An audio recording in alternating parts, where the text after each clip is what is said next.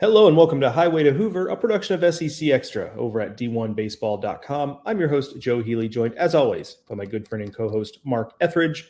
We appreciate your patience as we work through a little bit of logistical stuff the last couple of weeks. Between Mark had a work trip for his mysterious day job. I've been at collegiate national team stuff, and also I've been moving. I'm finally fully moved in.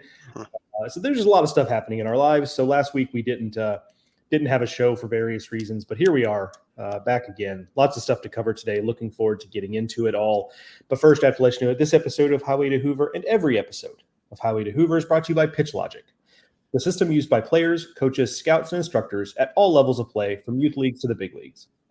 The easy-to-use and affordable technology makes the platform accessible to every player at every level. All the metrics and features used at the highest level. See pitchlogic.com for more information. All right, Mark, we are back. It feels like the season ended both 30 seconds ago and 30 years ago. We're going to touch on, I think, from just a rundown standpoint. We're going to touch on the College World Series a little bit, but obviously that's been a bit now, and we've had a couple of podcasts on the main show that have talked about that, so we won't spend too much time there. But we do want to wrap that up. We're going to dig into the coaching stuff with Texas and A&M. That's something they have talked about on the big show, but Mark and I have not done a Highway to Hoover since then.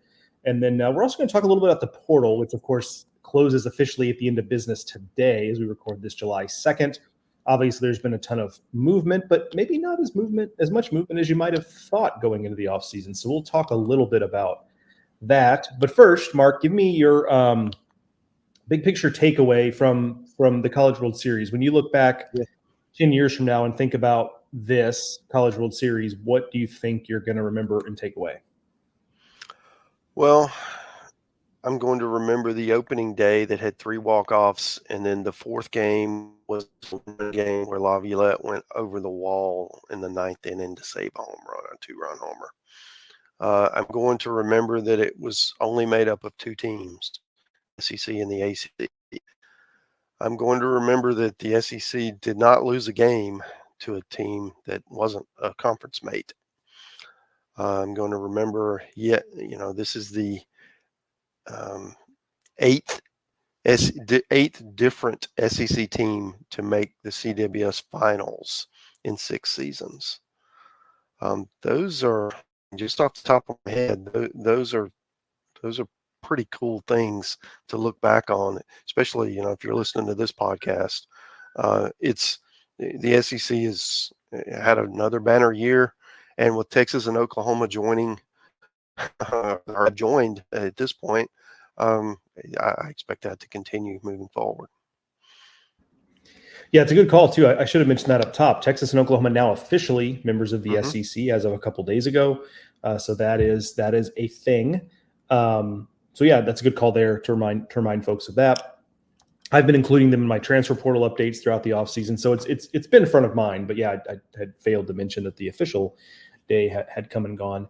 My takeaway from Omaha, Mark, I think will be that it felt so right that this was the Tennessee team that finally got it done.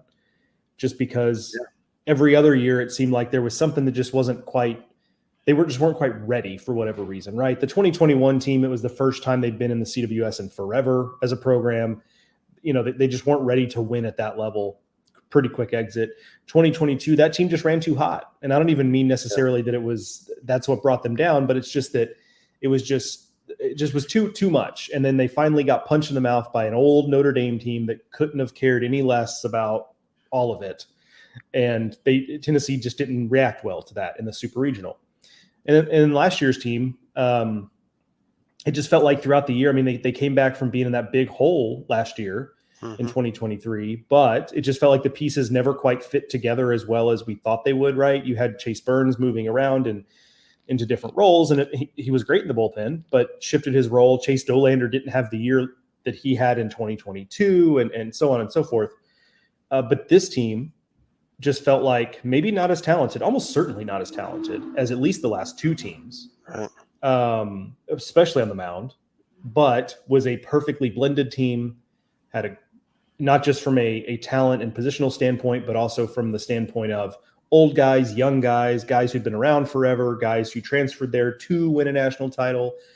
it just felt like the right mix of players. And I think that's one of the most important pieces of program building is you do have to have, when you've got 35 guys sharing a locker room, you kind of have to have a lot of different pieces to the puzzle there. And that's what strikes me about that Tennessee team. Yeah. I mean, the lineup was the best in the country. And then the pitching wise, they certainly had some or have some very talented, hard throwing guys, but they were just kind of pieces of the puzzle. Uh, it goes to show that you don't always have to throw 98 miles an hour to get people out. And Tennessee won the national championship with guys, throwing low 90s for the most part. I mean, other than Snead in the pen, and of their key guys, they were pitchability people, and I think that's refreshing, honestly. The other thing I would call out with Tennessee is, they were the villain a couple of years ago, and everybody hated them. If you weren't for them, that's exhausting, and I do think that's that takes its toll over time. Well, this year's team, sure, they had moments, but I think everybody kind of has moments where you might be a little brash or rub people the wrong way. But I mean, to me, they just look like everyone else at this point, and I think that's a good thing. You want to play with an edge. You want to have that, that use whatever you need to for motivation, without it becoming a distraction and without it draining you. And I think they found it, man. It's a perfect mixture of where you want to be as a program. It's fun to play for. I mean, Tony's amazing, with all his antics, running around looking like a madman at times. I mean, as someone who used to be 18 to 22 years old, those guys will love that stuff. I almost said a bad word. So I do think that with him, he's going to draw players that just want to be involved in the environment. And now it's not just about having fun. This is the last 4 years. Who's been better? I mean, it's up there at the very top. I mean, they're just having a tremendous run right now. Yeah, it's such a good point about, Tony gives off a little bit of whether this is actually what's happening or not. I can't say for certain, but to your point, largely the antics, to use that word, and I don't mean that in a negative way. It's just the one that comes to mind. Have stopped, and I said that a couple times throughout the regular season. Like, this is just a regular baseball team. Like, do they have edge? Yes. Does Christian Moore get into it a little bit with some other players? Sure, but that's also kind of college baseball in 2024. Yeah. And Tony is still actually kind of the one that you can get a little fired up, maybe. And all of that kind of feels like him doing the act of like, hey, look over here, look what's happening here, while like he's doing something else with his right hand, the old magician trick. Right. And I think there might be some method to the madness of like, hey, if I can take on some of this heat, like maybe it frees up the players a little bit. Yeah. Because in 2022, a lot of it was directed at players. And, I'm not saying even wrongfully so. I mean, for goodness sakes, Jordan Beck earned off an outfielder while he was rounding the bases. Like, they earned it. There definitely was a line. But yeah, so I think that's totally right.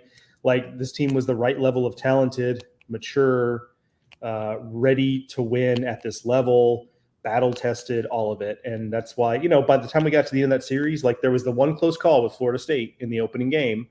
And who knows how it goes if that check swing call goes a different way. But after that point, they just looked like the best team on the field, and that's what they were. So congrats to the Vols, a big deal for a fan base that's been itching for something like this. So congrats to those fans as well who deserved it. They showed up well in Omaha, won the Jello Shot Challenge. Also, no real surprise there. They got the teams that get to the end of this thing tend to have a little bit of an advantage, obviously. But Tennessee was right there the whole time, and then ends up winning it. Yeah, they were front runners throughout. I mean, in both tournaments. Right. Yes. I guess the other thing I'd point out before we get off Tennessee is, they won the SEC regular season, tied it with Kentucky, but they won the head-to-head in Lexington. I'm calling them the champs. They won the SEC conference tournament as well, and then won the whole thing. So that's, I wonder how many times you win all three. I mean, it seems like with the way the SEC is now, winning the regular season is even more challenging than it used to be. The tournament, I mean, that's a crapshoot, right? Because you don't really know who's taking it seriously and who's not. But boy, everybody takes that last tournament seriously, and they roll through it. So Yeah, it is just kind of an amazing incredible because season. the motivations for all three of those things are so different, right? Hmm. Obviously, the last tournament is Yeah. it goes without saying, but the regular season, it's kind of like, yeah, that's really cool. Like we're going to push for that but it's less because like, hey, we want to win the SEC championship, and more like, hey, we want to be a top 8, we want to be the number 1 Mhm. overall seed, whatever it is. And the tournament, of course, to your point, is like you'd almost rather not win the thing because you get to go home sooner. But hey, if you're going to make it to Saturday or Sunday or whatever, you might as well win the whole thing, right? Right. So that's kind of what Tennessee did. At a certain point, they just got to a place where it was like, well, we're here. Let's just Yeah. go ahead and win this thing. Let's And take one more then, trophy home. Yeah. yeah, exactly. Yeah. So one more congrats to the Vols. Great season. Really enjoyed watching the team. Looking forward to. Oh, by the way, we'll have plenty of time to talk about this, but very different look to the Tennessee team in 2025, based on at least where various players are projected to go in the draft. And there's some guys who are, believe it or not, out of eligibility. Like that seems like no one has ever run out of eligibility for the last 4 years, but they do have some guys who theoretically are there. Although, look, if you told me they found another year laying around somewhere, like at this point, you just have to believe them. But regardless, going to be a new look team next year for Tennessee. It'll be fascinating to see how this coaching staff. They've done it before. They did a couple years ago, but they will have to do it again going into 2025. All right, Mark, let's talk about the coaching stuff because that very quickly, I don't say overshadowed, although a little bit, but definitely did cast a shadow in the sport over what Tennessee was doing. So unless you wear big orange or you live in the state of Tennessee, like you probably, the day that Tennessee had their parade, you might have actually been paying more attention to what was happening at A&M. Because as people know, or A&M in Texas, I should say, because as people know by now, Jim Schlossnagle, fiery press conference where he takes exception to a question asked, a very fair question, I should say, not that anybody needs us to relitigate that, but a totally fair question. It's a reporter's job to ask what the listeners or the readers or whoever pays you to do that job. Yeah. It's your job to ask the questions they would want to ask if they were there. So he did his job. So shout out Richard Zane. Anyway, Schlossnagle takes exception to it. But it was very much a thou doth protest too much kind of situation where it was like that sounded like a denial, but you listen to the words and it's like not quite there, right? It's like 90% of a denial.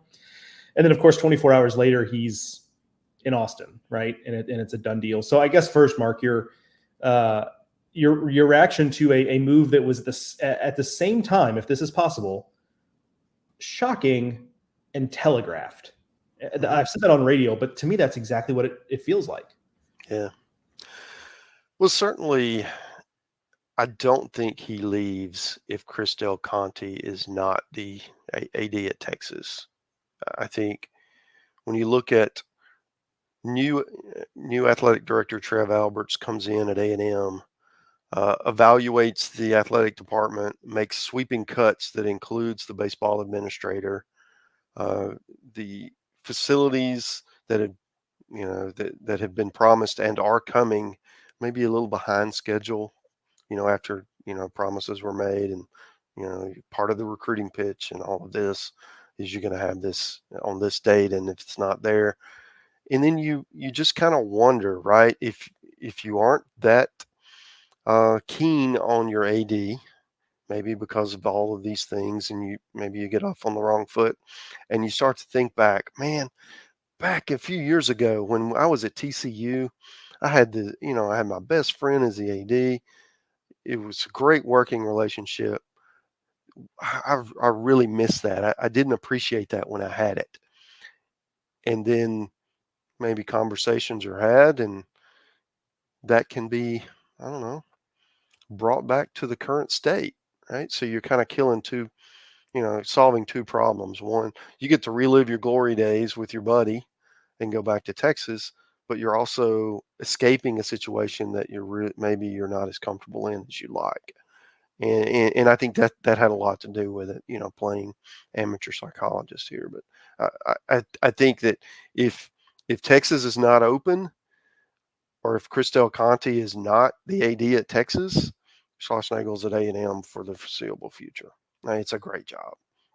So I do think that that's, that as time moves on, I think, in my opinion, that'll be more evident of why this happened versus, some nefarious plot,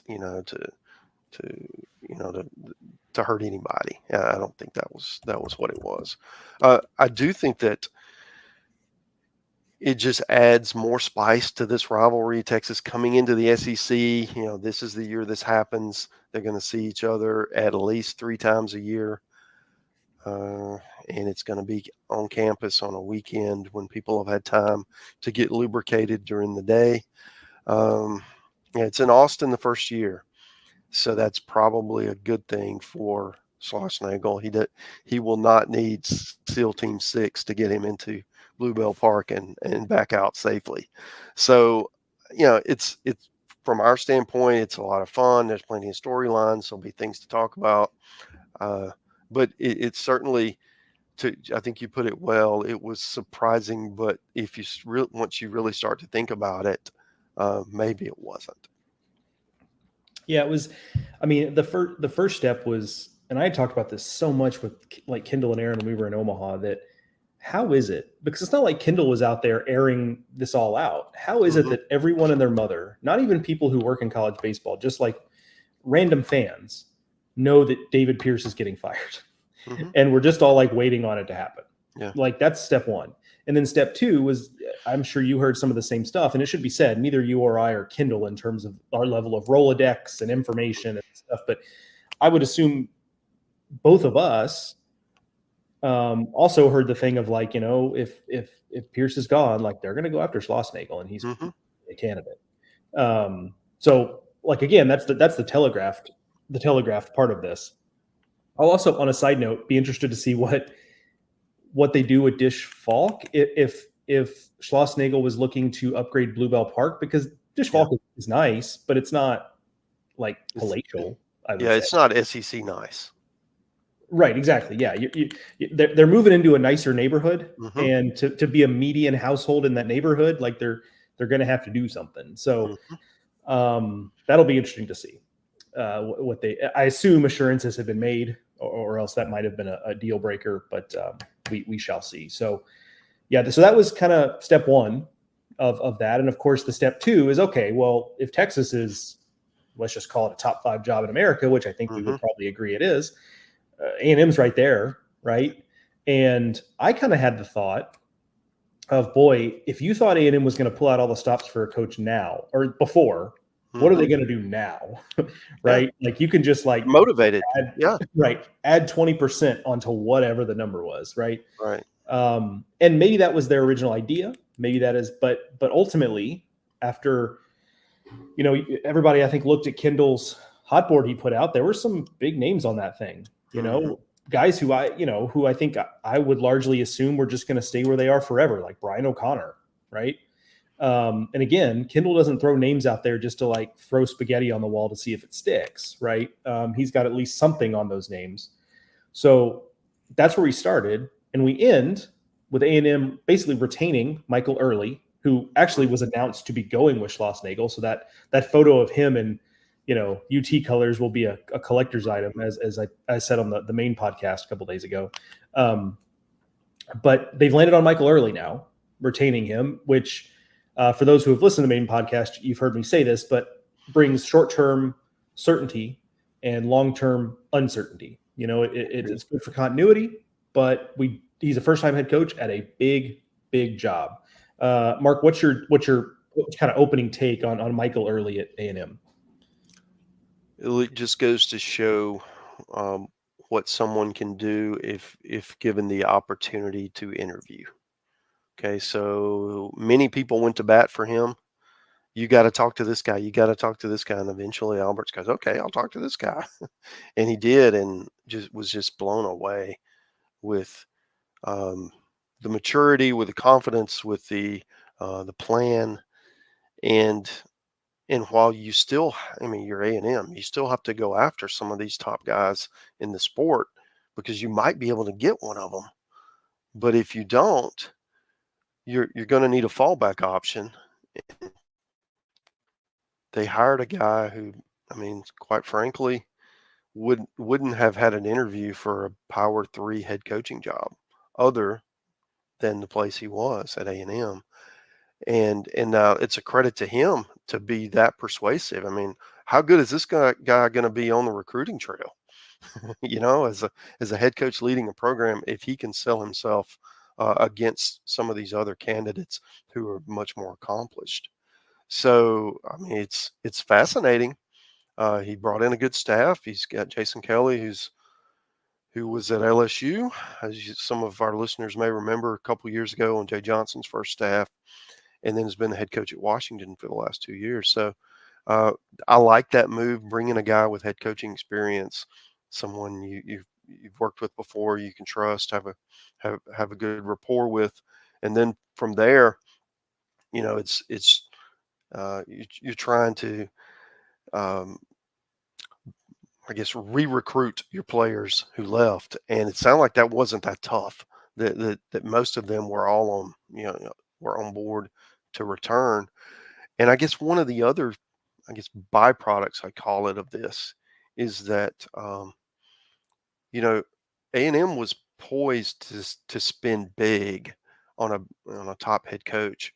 Well, they're going to get early much cheaper than they would, say, Tony Vitello, right? So there's some money that's freed up that they can allocate, to NIL or to facilities or something, right? However they want to spend it.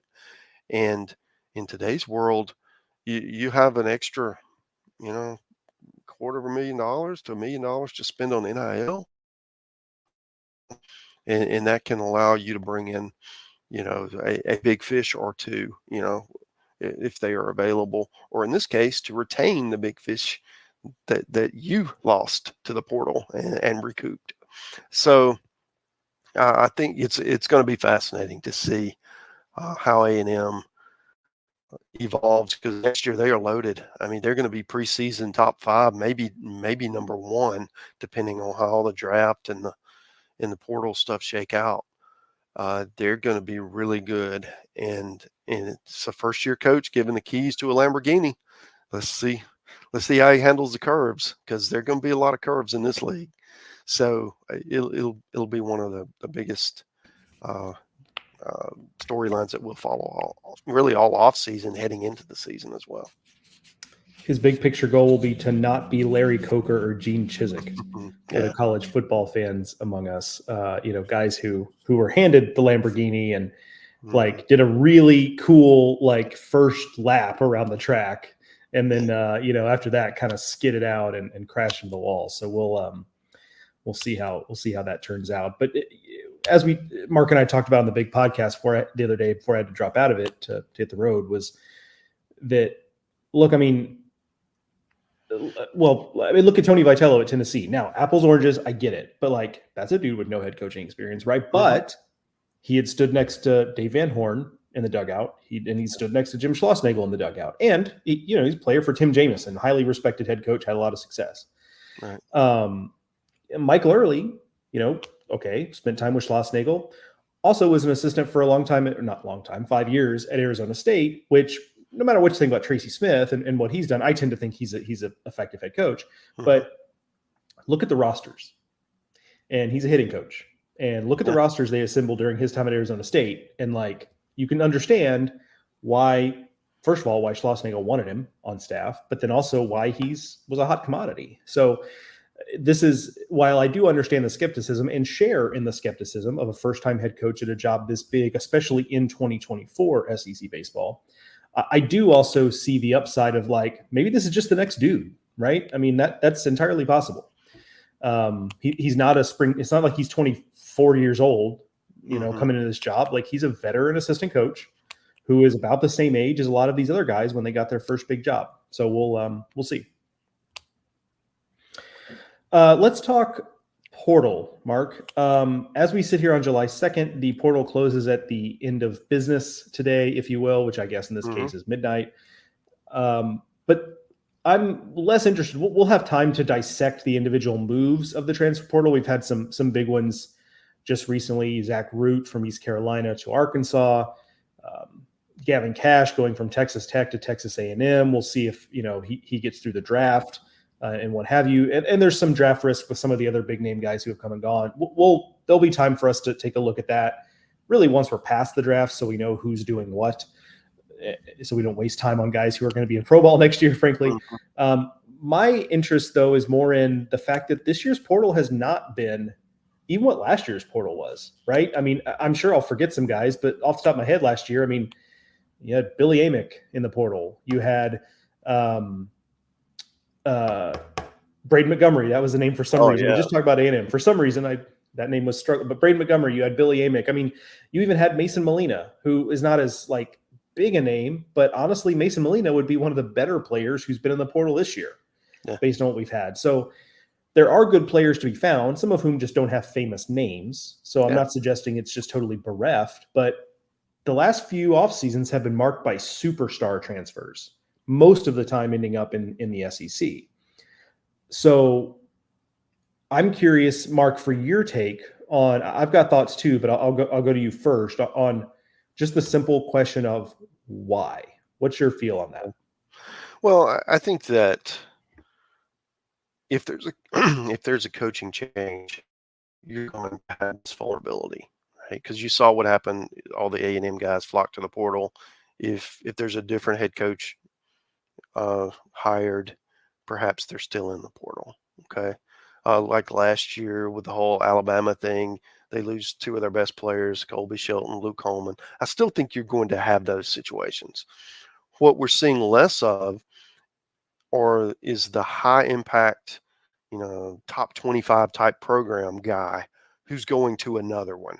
Maybe he's going to a top 10 program, or the guy who's, maybe at a top 50 program, but he's in a power conference and he wants to elevate up to one of these perennial contenders. You're not seeing that as often as, frankly, I expected. I thought that would be the trend, that the A&Ms and LSUs of the world would just go in and grab people from Missouri or Alabama or Auburn or whoever whose, NIL isn't quite as advanced.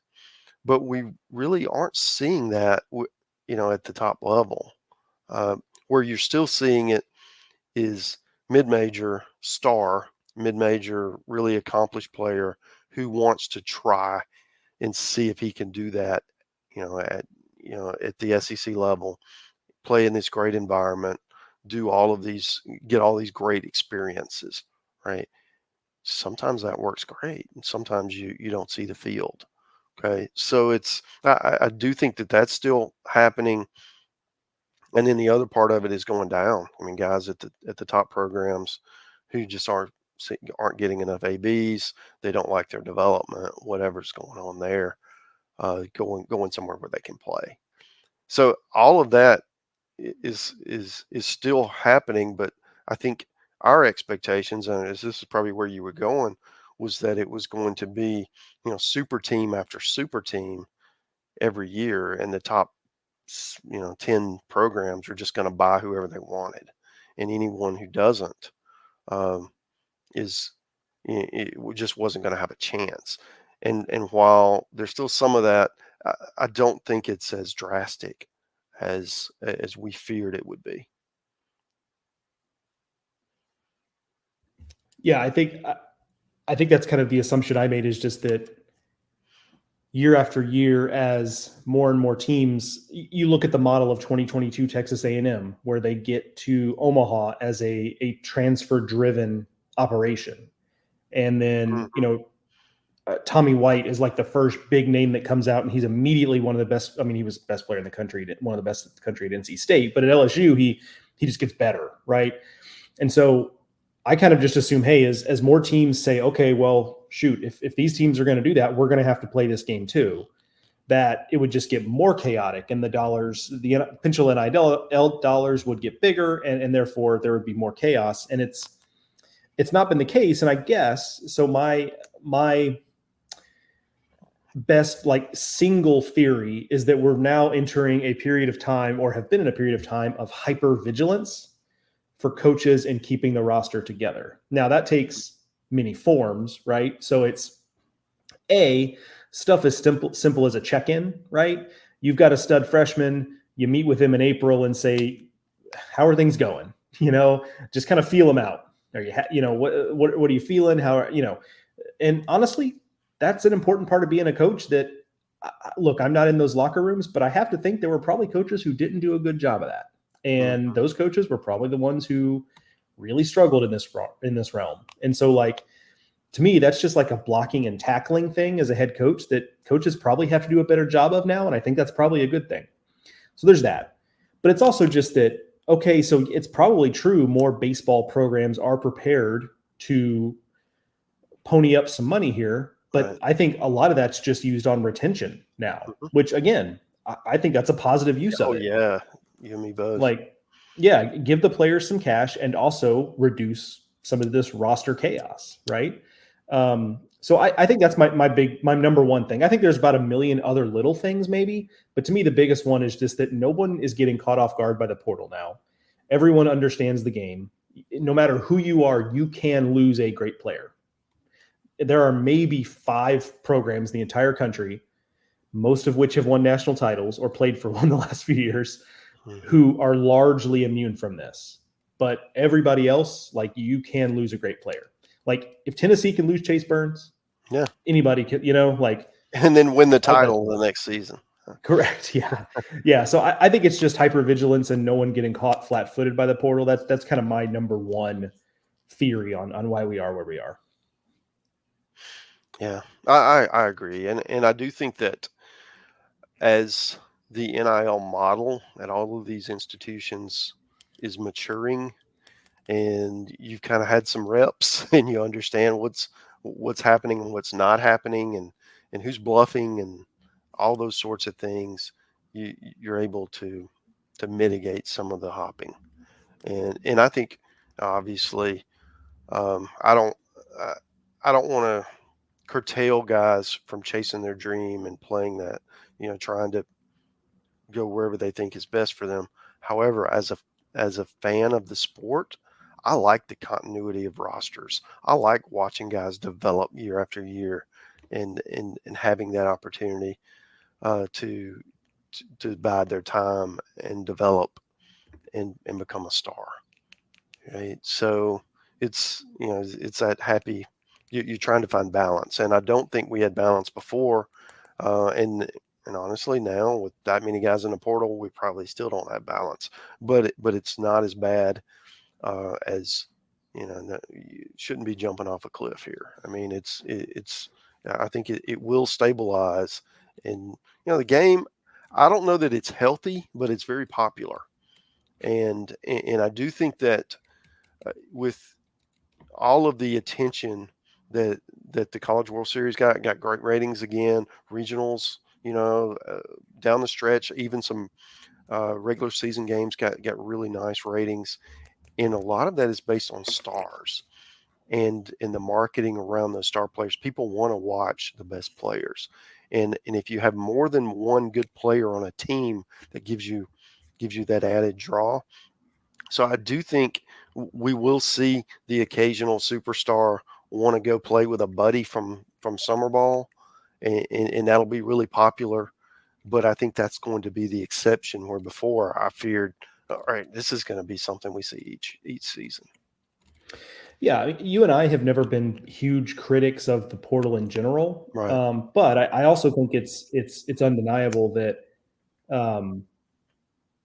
having more continuity on rosters, I think is more fun. It makes for more teams, and I get the Tennessee to have versus a have not. But part of the magic of that team was that, like, Xander Sechrist has been here forever, and he's finally got his moment. Where he was a guy for them, and he's on the mound in a clinching game to win a national title. And that's, if Tennessee had, frankly, if Tennessee had maybe been healthier on the mound or had some freshmen step up in a way they expected, maybe he never gets that moment, but he does. So that's just more fun. I think it allows for teams to just be more harmonious, which I think is good, and you can see that in the way they play. So yeah, I think there's a lot of positive there. So there's still good players out there. Like, this is not a disparagement of what's out there, but it is interesting that unless we have somebody show up in the next, however many hours, 6.5, 7 hours, 6.5 hours, as we record this, it's just going to be a year where there's just not quite that same level of player. And I think that's some people might be bored by it, but I think that's a good thing ultimately in the sport, because I do think maybe there's a lot of things that are not healthy about the college sports ecosystem right now, but I do think it is a sign of things being healthier than they once were, that you're not seeing players from good postseason level teams in the ACC are leaving for the SEC. Right now, there are always going to be one-offs, but like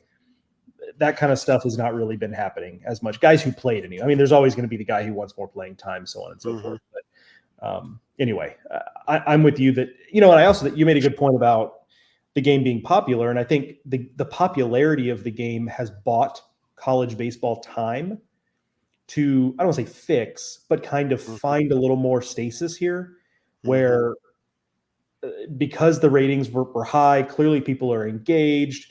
You look around SEC ballparks and they're for the most part, they're packed all the time. And ACC as well, right? I mean, it's not just a SEC-centric thing. Like, in terms of attendance, the game has never been more popular. And that has allowed them a little bit of runway to like get some of this sorted out before it starts to affect the product to the point where you check out of it, right? Because let's just use the easiest example. If you're an NC State fan and you lose Tommy White one year, you lose Cannon Peebles the next year, and let's say they'd lost Jacob Duden and Derek Smith this year. If you're an NC State fan, and those are great baseball fans, by the way. NC State, one of the best baseball fan bases in the ACC. If you're an NC State fan, though, you start to get like, why am I investing in this? What is this all for? Well, the fact that NC State didn't suffer that this offseason, again, barring the next 6.5 hours of weirdness, but I think is a good sign in keeping people engaged. And I think that's ultimately what we just need to continue to have for this sport to continue to grow. Yeah. I've always made, it's not really a joke, I've always made the comment, we'll call it, that these top programs with the great NIL structure would just check the freshman All-America teams, and it's like a shopping list. Yeah, I'll take this one and I'll take that one, and we lost our shortstop, so we're going after this one, and here's a pitcher, and you never have too many pitchers. And I was really fearful that was going to be the norm, and I was wrong. I mean, it really hasn't materialized that way. And I've never been, well, maybe a few times, but never been this happy to be wrong. So yeah, it's kind of one of those things where we see something and we just fear that the absolute worst scenario is going to occur, and typically it's not the best or the worst, it's somewhere in between, and you just hope it's on the on the right side of that dial. Yeah. And look, the college baseball world has not stopped spinning, right? I mean, Oral Roberts got to Omaha last year. Evansville got to a super regional. You look at the Team USA roster, and there's dudes from Troy on there, and UC San Diego and Utah Valley, which those last two aren't great examples because those guys are in the portal right now. So that's like not. But my point being, like, they were good enough to get there for those programs, right? So like the college baseball world has not stopped spinning just because like there's been some consolidation. So the sport is healthy in the big picture. Now, if next offseason's a different deal, things could get a little sideways on us. But right now, like I said, I think the popularity of it is a little bit of a saving grace to where, hey, every college sport's having issues right now with a lot of this stuff. So baseball's not alone. But it being a popular sport has allowed it a little bit of runway to figure some stuff out. And that's all we ask for in life. I was given runway in my teens and 20s to figure some stuff out too. So as we all require. Sure. Yeah. All right, Mark, that's a show. We're going to have plenty of stuff on the show the next few months. We will continue to come to you once a week. Now, we reserve the right to take some weeks off here and there for logistics or holidays or God forbid, like I caught COVID last fall. So like there's all kinds of things that could, throw a wrench in things. But generally, Mark and I are planning on doing a show about once a week. We'll touch on, obviously, we'll wrap up the portal stuff, like I mentioned. We'll do season recaps for individual teams, which we'll also have in written form. Looking forward to doing those. We'll have some guests on, so we'll do some of that. It's just going to be a potpourri of different things.